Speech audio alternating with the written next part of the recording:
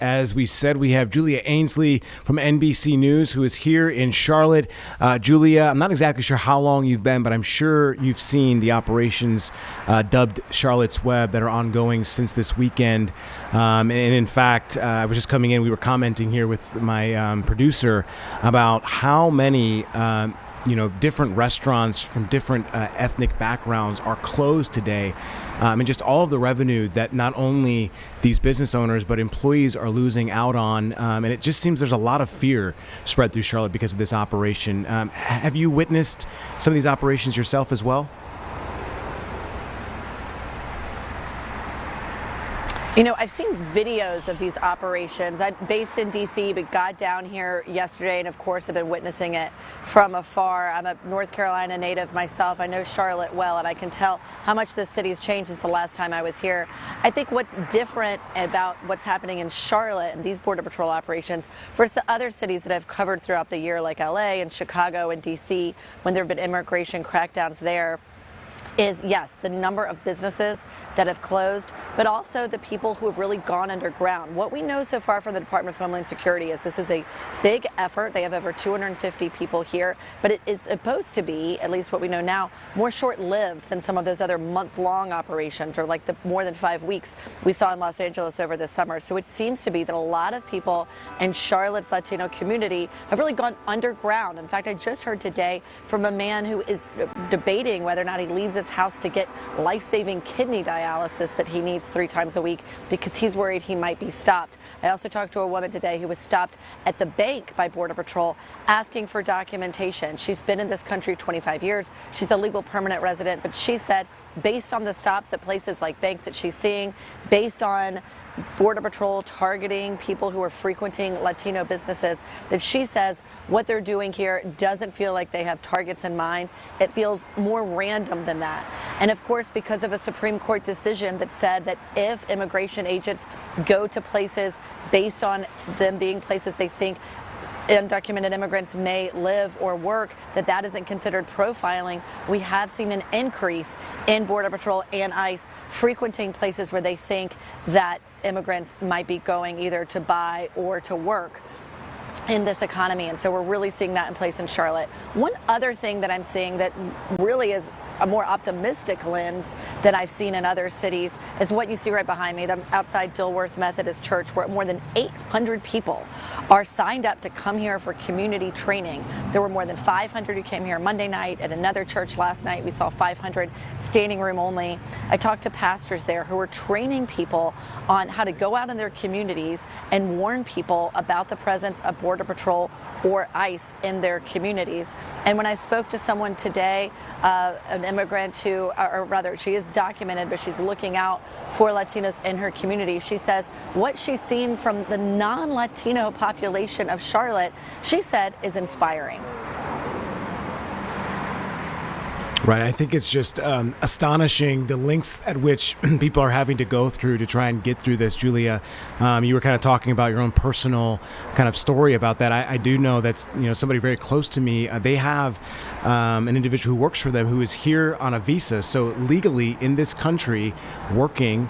And in fact, she's a caregiver and was scared just to leave the house to watch this family's kids because just like you had said, worried about getting picked up in some of these operations on her way to work. So a lot of people are being impacted by this, and we have to talk about the other side because there's a lot of individuals that have reached out to us and that we have reported on as well, giving both sides about the fact that they feel safe in these operations. Some of these folks live in these areas, others do not. Some of these people have witnessed these operations, others have not. So some very interesting sentiments on both sides. So I just wanted to open up the floor on that end and see if you've heard from anybody who supports and sees these operations as a safe type of active step that the federal government is taking.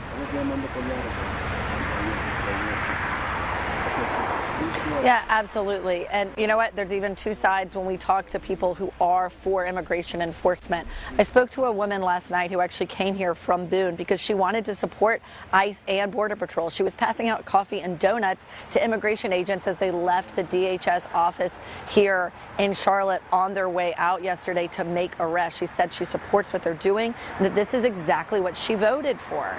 Now, the other side that I get from people who are for immigration enforcement say that they do think that there needs to be consequences for coming into the country illegally. They want people to come to this country legally, but that they've seen that the tactics have been used have gone beyond what they're comfortable with, that this is an expansion of law enforcement power and executive authority on a scale that they weren't used to, that they didn't sign up for, that they didn't vote for. And I think that's what a lot of those videos are showing. And even from people in Washington, there's concern within the Trump administration, some like a Stephen Miller at the White House pushing for hardline policies, immigration crackdowns, and others who are worried that they may, and they saw this in the elections in November where more people turned out to elect Democrats in some states that had elections, that they're worried that they could lose the message among people who do support immigration enforcement if they go too far. Should also say that I was just in D.C. yesterday at a press conference for Secretary Noem, where she said that they picked the city of Charlotte because they had intelligence that there were some people here with serious criminal histories who are undocumented immigrants, and that's who they want to go after. Now, what's unclear is that after they've arrested over 250 people just as of 8 p.m. last night, and they've arrested more since then, it's unclear how many of those are criminals. The first breakdown we got was in the first 48 hours of the operation. 133 people were arrested and 44 of those had serious criminal histories. And so we're not clear at this moment what the fraction of the more than 250 that have been arrested are now serious criminals. Oftentimes we'll see CBP and ICE focus on criminals, and then many others get swept up as they either try to meet arrest quotas or just in the business of going after those targets, they start spreading out and going into more places and asking more people for documentation to make those arrests. That's actually a great segue there, Julia, because a lot of people are talking about due process in this type of system, right, where folks aren't necessarily getting that due process. We've actually had videos of American citizens showing their ID, the right type of verification materials that have been asked for and still have been detained. And so I guess there's been a lot of questions, not only in Charlotte, but across America, where we've seen these operations ongoing, as to where due process comes in for especially, right, citizens and individuals who are here legally, right? Speaking with an immigration lawyer just days ago, and they kind of said, in this day and age, you need to know your rights in some form or fashion. You need to make sure that you have IDs, verification. I mean, I was just telling my general manager, I ride with my passport. You just never know nowadays. So you have to know these things in the world that we live in, right?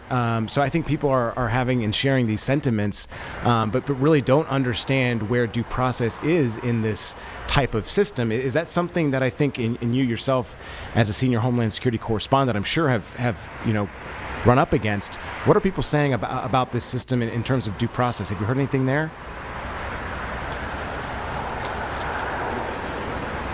Well, yeah, I mean, in terms of due process, a lot of immigrants are in the process of claiming asylum.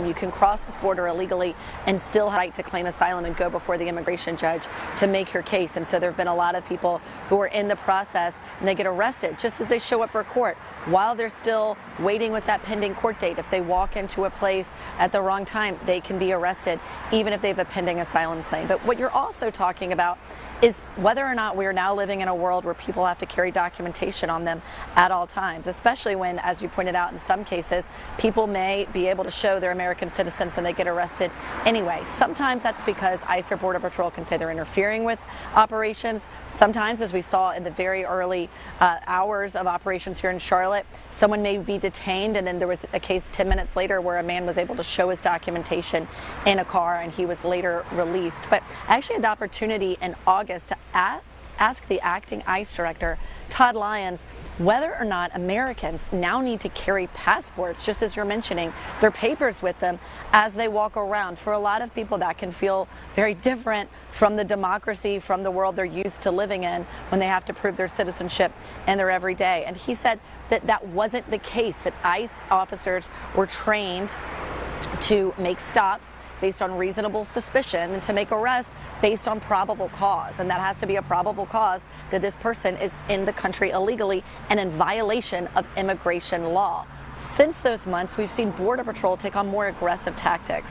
That's something I want to point out, that there's actually been a bit of a rift between ICE and Border Patrol. Right now with Border Patrol in Charlotte, they're not coordinating with ICE. They have their own list of targets separate from ICE. They're not telling ICE necessarily who they're going out with or their day-to-day targets. Not only are they part of the same government and same administration, they're both part of the Department of Homeland Security.